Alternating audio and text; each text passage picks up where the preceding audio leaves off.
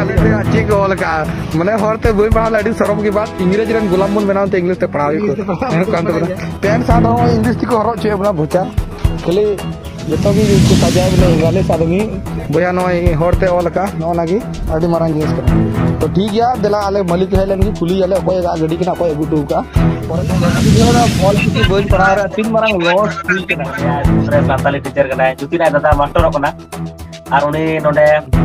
नोडे ना बिनियल रा सेंटर को साताली तोल पढ़ाओ के डिग्री करते जी तो साताली दादा बिनियल को की पढ़ाओ ना और एम किदा और उनी बेंगल रे जीतो ऑल जुदी बांग तहे लेन खा बांग तो ओना गडी नेल उरुम तो अति मुश्किल के तहे लेना और ओना गडी तो हिड़ी सनम को निया एनएच बेरा सनम को सगन नो तबे ᱧᱮᱞ दा निया बिहार ना खबर निया दो जो नितो चला kan दिन रे निया ऑल चिकी हर अडिया को विरोधा कना अडिया को अस्किता कना लेकिन ऑल चिकी नितुम ते ऑल चिकी ऑल ते पढ़ाओ ते बोले अब पहचान हो बेना कना और उनका नेल नामो कना बोले ऑल चिकी नितुम मुन्ना गोके आया नितुम ऑल का था स्कूटरी है और मुन्ना मुर्मू गोके ना स्कूटरी आर का 6 महीने अंतर आर का था अदो ओना मुन्ना मुर्मू नितुम ते ऑल का था ऑल चिकी ते अदो ओना देगे बड़ाई नाम कना बोले ऑल चिकी ते नितुम का दरे मुन्ना मुर्मू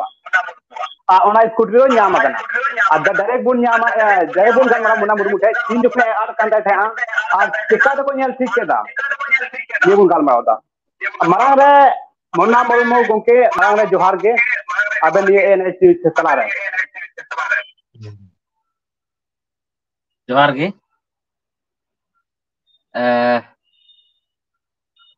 तो लहारे इन्या उपरुम इन मेंदा इन मुन्ना मुर्मू और अतु दो भिनियल जिला कटिहार खन प्रखंड दो पड़ा कान तले बरलामपुर थाना बरलामपुर गे अदो माचे बेन मेंदा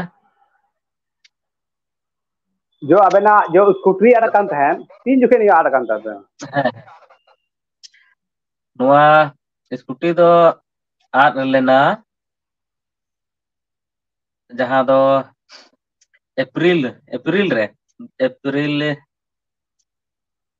फर्स्ट अप्रैल रे आ लेना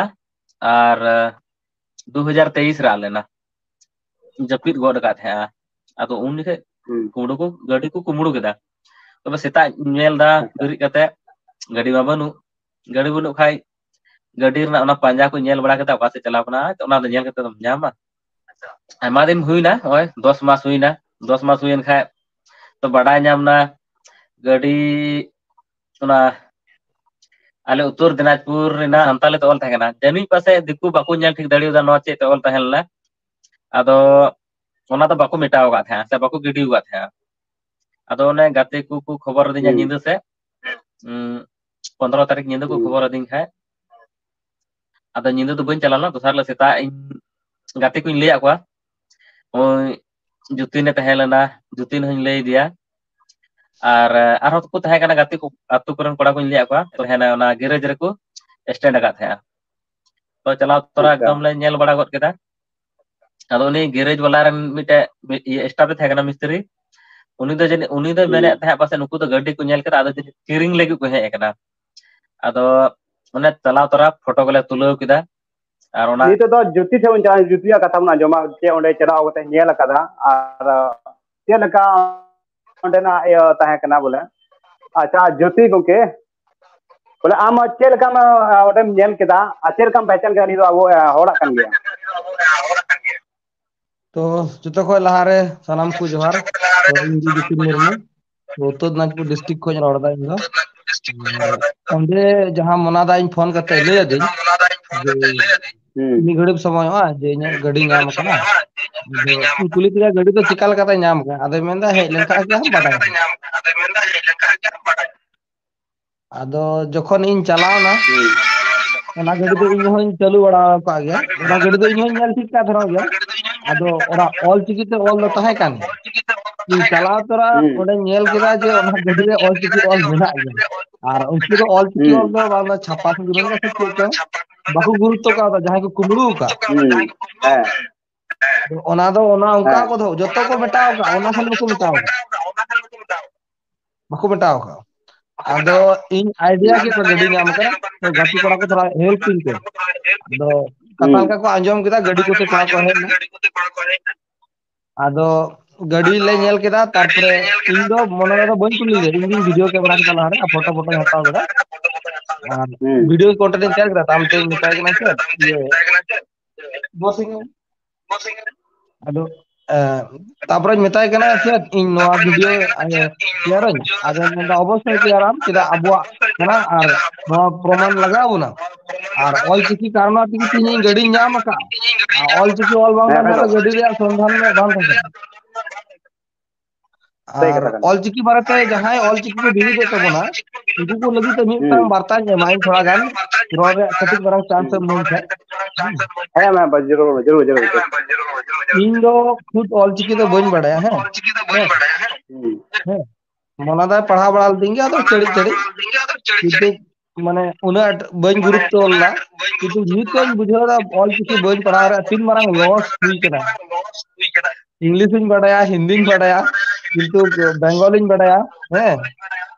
किंतु ऑलचिकी नितो बन पढ़ाव करा नितो मने जे ऑलचिकी रे तीन मारंग गुरुत्व मेना इन दिन दो इन हो बन ज्ञान माने बन नितो मोबाइल डिस्प्ले ये को गिदरे इन क्लास है को इंग्लिश के किंतु जखन ना गाड़ी नाम ना तखन माइंड रे अचूर निया जे ऑलचिकी हर जहां के विरुदे कना नुकु तीन मारंग छोटा सौज हर कना को ओना मध्य रो इन होन थाय कना मिटा इन दो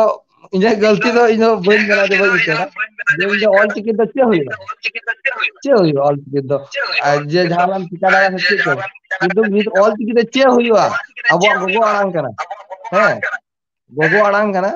गोगो द हिंदी की रहो जहां लकान की रे गोगो द गोगो कना जहां को मातृभाषा आम नितो बिहार रे मेना हिंदी तेम रोड़ा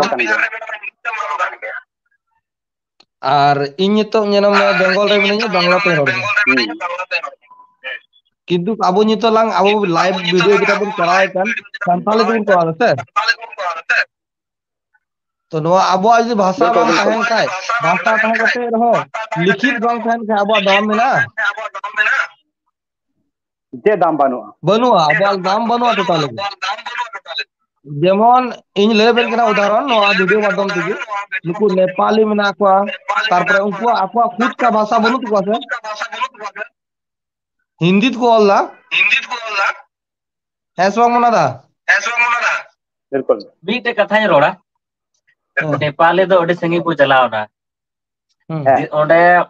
जुतिन तको आतु रे जुतिन तको ओड़ा रे जुतिन आय दादा बिपिन उनी खुद ऑलचिकी रे टीचर कनाय नोआरन गवां को टीचर कना जुतिन कर गया इन दा टीचर कना अदा ओना बलिया स्कूल रे सांताली टीचर कनाय जुतिन आय दादा मास्टर कना और उनी नोडे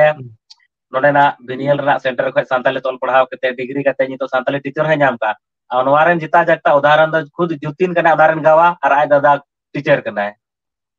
इन दादा माने इन बन पढ़ावल ना है इन लय दा गोपन कथा मोनादा के मेता दना इन बन पढ़ावल ऑलचिकी ते सरकारी नौकरी बन नाम लेना इन दादा बिनियल खगे पढ़ावना और एम किदा और उनी बेंगल रे जितो मास्टर कनाय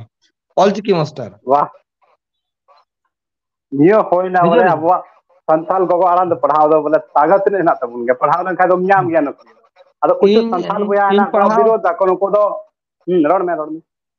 इन बन पढ़ावलना ओना रे इने लॉस हुई कना है इन बन पढ़ावलना इने लॉस तो प्राइवेट रे इन नौकरी हुई कन प्राइवेट रे नुई सरकारी रे इ ऑलचिकी पढ़ावल का इहो मास्टर को महाशय को ये तो प्राइवेट रे तुम बुझे गया प्राइवेट रे तो डंगरा लाग खटावा ना तो जतो बन बड़ाई गया ऑल चिकी ते डिग्री लिखाय द नौकरी न्यामा नि तो तबा है न्यामा तिना बंगाल रे को तिना हर ऑल चिकी तो नौकरी को नाम करा ये थोड़ा जानकारी है भैया बाको नाम का इना जानकारी मिना इना लेता बबलू जी इना जानकारी रे तिने बड़ा इने लेयाम कना रोड में बिहार रे तो सांताली तो ऑल पढ़ा अवरी लागुआ ठीक है अदो इना दो सांताली ते ग्रेजुएशन कंप्लीट ना तो और नोडे आईसेक बोर्ड हो चला कना सांताली ते जहां एग्जाम ऑल को मेने खान उनको लगे व्यवस्था हम मेना नोडे कोन इनटे को और ये तो चला कना इन के बाद आले अतुर आई कसिन लेदा बलिया खो जहां ने जुतीन आय दादा नुई नितो जहां मिनाय जुतीन आय दादा बिपिन उनी नाम का सांताली ते टीचर इन कते आले अतु खो इन दादा मेने मिटे तालु सोरेन उनी नाम का मिटे इन कते सोना आले टोला रन आर मिटे मिटे पुरोना से टोला रन बबलू सोरेन उनी को मिटे उनी सांताली टीचर नाम का बंगाल रे अदो ओय नितो परिवार अच्छा चला कान तको सरकारी वेतन को जामदा परिवार मजबूत एन तको अच्छा ये रे चलान तको मुकाबले चलान तको अको जरूरत को पूरा अच्छा मुना सरकारी नौकरी जाम मुना के समाज रेन हर समाज रे और के संदेश मा को ये बारेते ऑल चिकी बारेते इनो समाज रे हर नवा गिन बताव को बोले ऑल चिकी बाबत तो नवा गिन मेना बोले अबुआ ऑल मेना तबुना रोड मेना तबुना धर्म मेना तबुना जोतो मेना तबुना आदो अबुआ तकी अबु आदिवासी दो अबुआ तकी बुलाहा एटा जातिया अपनार कते दो 30 जिंदगी रे बबु लहा दड़िया नवा दो जहां लका गे हुयु चीन रेन दो अकुआ चीनी भाषा तो ऑल पढ़ाव कते को लहा कना आ पंजाब रेन दो पंजाबी अकुआ भाषा तो ऑल पढ़ाव कते को लहा कना हर एक क्षेत्र रे अकुआ क्षेत्रीय भाषा को पढ़ा कना और नाते पढ़ाव कते को लहा कना पढ़ाव रे परिणाम दो मिटे गु हुयु कना मेनखान माध्यम अलग अलग तहन ओनखा माध्यम ते दो ढेर गी बुझौ कना जहां मिटे सांताली ते गिदरम पढ़ाया उनी ढेर गी बुझावा मेनखान हिंदी ते पढ़ाया उनी गी उसरा बाय बुझौ को दड़ा नोने भाषा ना कमजोरी अडी जस्ती बिना अबु आदिवासी रे अदो नोना को अबुआ तेगी बु ऑल पढ़ावा अबुआ तेगी नौकरी चाकरी बु नाम लखा अबुआ परिवार अबुआ समाज अडी आड मजबूत तबुना और अबुआ ना दिसम दुनिया रे हो आर को जाति लेका अबु बन बराबरी आर को सला को तपाम दड़िया आर को तुलना दड़िया और इने के अलावा एटा जाति धर्म को एटा जाति वा भाषा ते ऑल पढ़ाव कते दो अपवाद रे बु तहनवा डेवलप दो मेनखान उन तिना हुयु दरकार उन बांग हुयु तबुना अबु आदिवासिया अदो नाते मेना सांताली ते ऑल पढ़ा तबुन पे नौकरी चाकरी पे नाम तबुना बाबुन नाम खा चिकायना सरकार विरोध रे आंदोलन बु नौकरी चाकरी लगी अब क्षेत्रीय भाषा अब जनाम अब परसी अड़ांग ते ऑल पढ़ा लखा अब जतो मेना तबुना जतो लिपि हो मेना तबुना चिकी हो मेना तबुना ऑल पढ़ा सना मेना तबुना आ दिक्कत उनका बनुआ जे अब बाबुन दाड़िया अबुन और बुन कुरुमुटु ले दाड़िया बुन बंगाल रे चलुना नितो बिहार रे लगी आंदोलन जारी दोय मा नितो जो स्कूटरी नाम कान नितो ओना ऑल चिकी माध्यम ते कथा नाम ना यस बिल्कुल बिल्कुल अगर ऑल चिकी ओना स्कूटरी रे ऑल चिकी बांग ऑल तहन खाय तो बाबुन नाम बापे नाम किया से बांग ओना ऑल चिकी ऑल जुदी बांग तहन खा बांग तो ओना गाड़ी नेल उरुम दो अडी मुश्किल गे तहलेना और ओना गाड़ी दो हिडिंग चुकाव कान तहना मी साल हुईना लगभग 1 साल हुई लगी और 10 महीना हुईना है और मा बुझे में तो मुचाद समय रे गाड़ी रा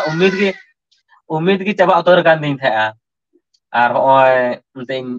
नाम रुवाड़ किदा और ना गाड़ी नितो बड़ी गया आदो हा नितो ओना रे बिचार चला कना तो चेल कथा लहाव कना या तो उनको नवा गाड़ी को मकना से ओना गाड़ी की जुत कते को मकना मेनखा कोई ना कोई बड़ा कार्रवाई दो हुयु या कुमड़ू चितान रे दो नवा आदिवासी संगठन तरफ खय दो आदो नवा जहां दिकु को कुमड़ू का तो नवा दो आदिवासी ना कुमड़ू आदिवासी वा गाड़ी कुम तो बको कुमड़ू का मिटे मान सम्मान और मिटे न्याय रिया मामला कना तो ओनाते दिकु जहां को कुमड़ू का उनको तो बा इनके को हुआ उनको तो सजे एमाव को गे हुआ उनका सजे जाते आर दोबारा अब आदिवासी साल आलो हुआ तेहिन इन साल हुई कना कुमड़ू गपा आम साल हुआ जुतिन साल मा हुई चुको लेन इन्ने के पहले जोनी साल हुई लेना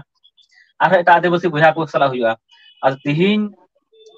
इन समूह गड़ो दो बांग अबु आदिवासी रेन जहां को निंका को दिकु को निंका को आर को साब जाव लेखा नुको तो कड़ी से कड़ी सजाय बुड बा को अबु तरफ पे